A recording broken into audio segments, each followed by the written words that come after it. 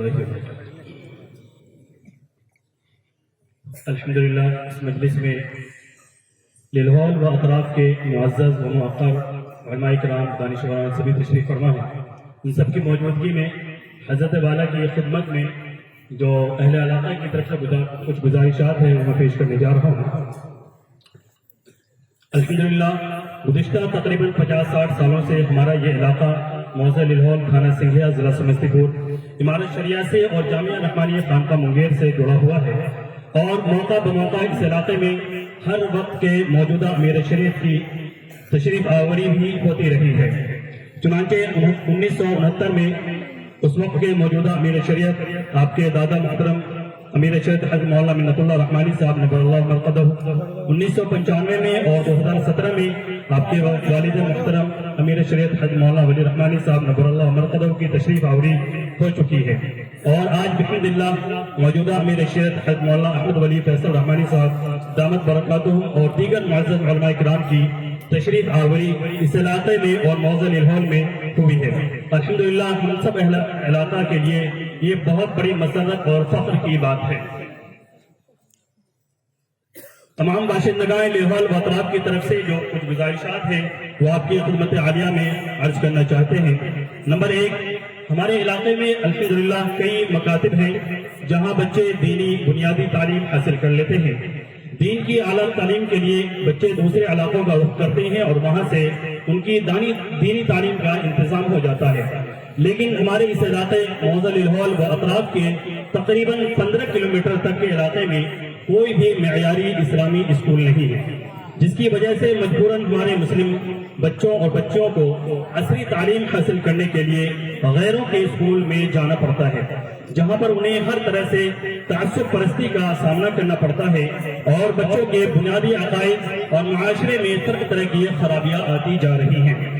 لہٰذا آپ سے گزارش ہے کہ امارت شریعہ کے زیر انتظام امارت پبلک اسکول کی ایک شاخ ہمارے گاؤں میں یا اس کے کسی بھی علاقے اطراف میں قائم کی جائے، یا رحمانی 30 کے زیر اہتمام کم سے کم ہائی اسکول تک کی تعلیم کے لیے اسکول کا قیام کیا جائے۔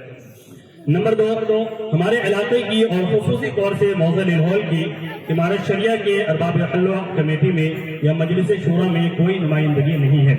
اگر ممکن ہو تو اس کمیٹی میں بھی ہمارے گاؤں کے بھی کچھ نمائندگان کو منتخب کیا جائے تاکہ دونوں موقع بموقع یہاں کے اور علاقے کے حالات سے امارت شریعہ کو روبرو کرانا آسان ہو جائے۔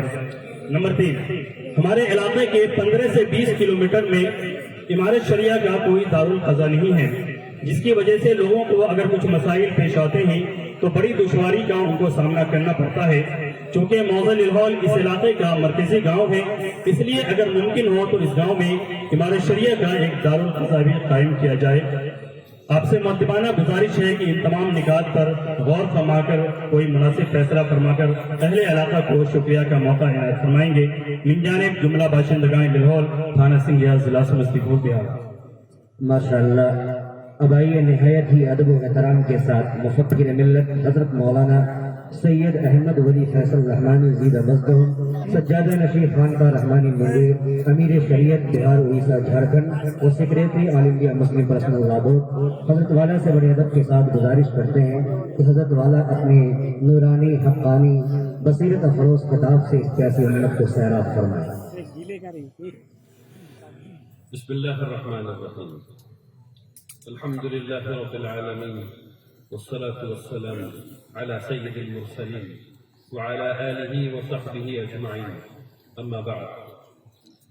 علماء اکرام، معزز حاضرین، عزیز طلبہ، السلام علیکم ورحمۃ اللہ وبرکاتہ۔ اللہ سبحانہ وتعالیٰ کا شکر ہے، اللہ کا احسان ہے کہ اللہ نے ایک دفعہ پھر ایسی مجلس میں حاضری کی توفیق عطا فرمائی جہاں مسلمان یہ بات کرنے بیٹھے ہیں کہ انہیں اپنے آپ میں اپنے معاشرے میں کیا بہتری لانی ہے۔ سبحان اللہ و بحمدہ، سبحان اللہ العظیم۔ اللہ تبارک تعالیٰ کی حمد و ثنا کے بعد میں بہت شکر گزار ہوں آپ تمام حضرات کا، اس جلسے کے منتظمین کا، جنہوں نے اتنی محبت سے مجھے یہاں آنے کی دعوت دی۔ بارک اللہ فیکم جمیعا۔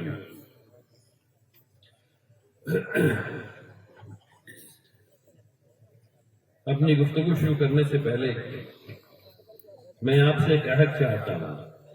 وہ عہد یہ ہے کہ اس جلسے کو دیر تک چلنا ہے. میں ابھی آپ کے سامنے یہاں چند باتیں کہہ کر کے چند منٹ میں چلا جاؤں گا اور اس کے بعد اس جلسے کو چلنا ہے اور آپ لوگوں کو بہت ڈھیر ساری چیزوں کو سیکھنا ہے انشاءاللہ. لیکن ہم لوگ اصلاح معاشرہ کرنے بیٹھے ہیں. یہ بات کتنی غلط ہوگی کہ اصلاح کا پہلا کام یہ ہو کہ فجر چھوٹ جائے. فجر نہیں چھوٹنی چاہیے. آپ سب لوگوں کو یہ عہد کرنا ہوگا کہ آپ لوگ فجر پڑھیں گے انشاءاللہ. ٹھیک ہے نا؟ دیر تک چلے گا اس کا مطلب یہ ہے کہ ٹھیک تازہ تازہ سوئیے گا فجر کے وقت. یہ نہیں ہونا چاہیے. جاگے رہیے، الارم لگا کر کے اٹھیے، کسی سے کہیے کہ اٹھاؤ، لیکن فجر مت چھوڑیے گا باذن اللہ تعالی. ٹھیک ہے انشاءاللہ. اب آپ سے یہ پوچھنا ہے، ذرا ہاتھ اٹھا کر کے بتائیے کہ یہ اس کو لکھنے میں آپ میں سے کس کس کا ہاتھ تھا؟ کس کس سے مشورہ کیا گیا؟ پیچھے 2 آدمی ہیں. 3 4 5 6 7 8 9 10 11 12.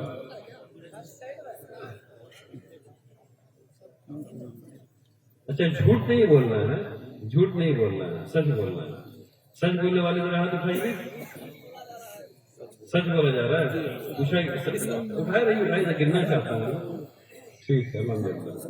نسبتاً بہتر حالات ہے. جتنی خراب ہے سمجھ رہا تھا اتنی خراب نہیں ہے الحمدللہ. ٹھیک، بارک اللہ. میں وہی دیکھنا چاہ رہا تھا کہ مشورہ ہوا ہے یا 3 لوگوں نے بیٹھ کے کمرے میں اس کو لکھ دیا ہے. الحمدللہ. ٹھیک، بہت اچھی بات.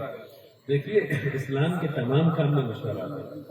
اسلام کے تمام کام میں مشورہ ہے اور مشورے کی جگہ مسجد ہے. اللہ کا گھر ہے، اس لیے سب کا دل مائل رہتا ہے، سب کا دل جو ہے ملائم رہتا ہے. مشورہ کرنا بھی آسان ہوتا ہے، نتیجے تک پہنچنا بھی آسان ہوتا ہے. تو جب بھی کوئی کام کرنا ہو مسجد استعمال کیجیے اس کے لیے، اچھے کاموں کے لیے، اچھے مشورے کے لیے. خرید فروخت کے لیے نہیں کہہ رہا، خرید فروخت کے لیے نہیں کہہ رہا، اسلامی کام کے لیے کہہ رہا. مسجد کا استعمال کیجیے، اس سے بڑا فائدہ ہوگا. اب اس میں آپ نے یہاں بات لکھی ہے کہ یہاں انشاءاللہ ایک ہائی اسکول ہونا چاہیے. تو جب سے میں اس علاقے میں آیا ہوں ہر جگہ ہی لوگوں سے پوچھ رہا ہوں کہ یہاں تعلیم کا کیا نظم ہے، بچوں کو تعلیم کیسے دی جا رہی ہے. ہم لوگ اسلامی تعلیم کیسے دے رہے ہیں، عصری تعلیم کیسے دے رہے ہیں، وغیرہ وغیرہ. اور مجھے یہ بات پتہ چلی اور احساس بھی ہوا کہ یہاں +2 لیول کا ادارہ نہیں ہے. جی، 10ویں کا بھی نہیں ہے، 10ویں کا بھی نہیں ہے. تو اچھا ٹھیک، اگر آپ لوگ کوشش کریں گے اور زمین کا انتظام کریں گے انشاءاللہ تو ہم سب لوگ مل کر کے اس پہ ادارہ ضرور بنائیں گے. اب آپ لوگوں کی ذمہ داری ہے کہ آپ لوگ زمین کا انتظام کیجیے. دیکھیے CBSE جو ہے نا، اس کی بڑی شرائط ہے. 5 ایکڑ زمین ہونی چاہیے، ایسی بلڈنگ ہونی چاہیے، ایسا یہ ہونا چاہیے، ایسا وہ ہونا چاہیے. لمبا خرچ ہے اور پھر اساتذہ کے رہنے کی جگہ وغیرہ وغیرہ. لیکن یہ ناممکن نہیں ہے، یہ ناممکن نہیں ہے. آپ لوگ چاہیں تو چھوٹے سے شروع کر کے بڑا کر سکتے ہیں، لیکن اصل بات جو ہوتی ہے وہ زمین کی ہوتی ہے.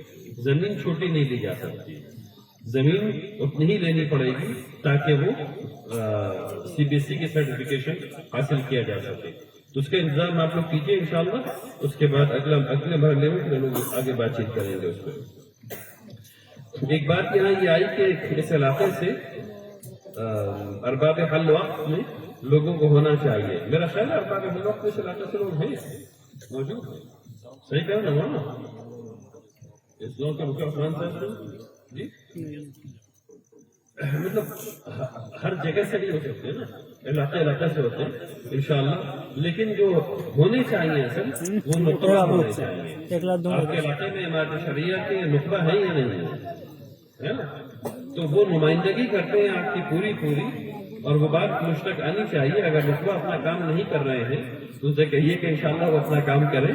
اگر آپ کی کوئی بات ہے تو یہ ان کی ذمہ داری ہے کہ وہ آپ کی بات مجھ تک پہنچائیں اور میری بات آپ تک پہنچائیں انشاءاللہ. لیکن اس پہ انشاءاللہ ضرور غور کریں گے. تیسری بات کیا معاملہ دارالقضا، یہ تو بہت اہم بات ہے.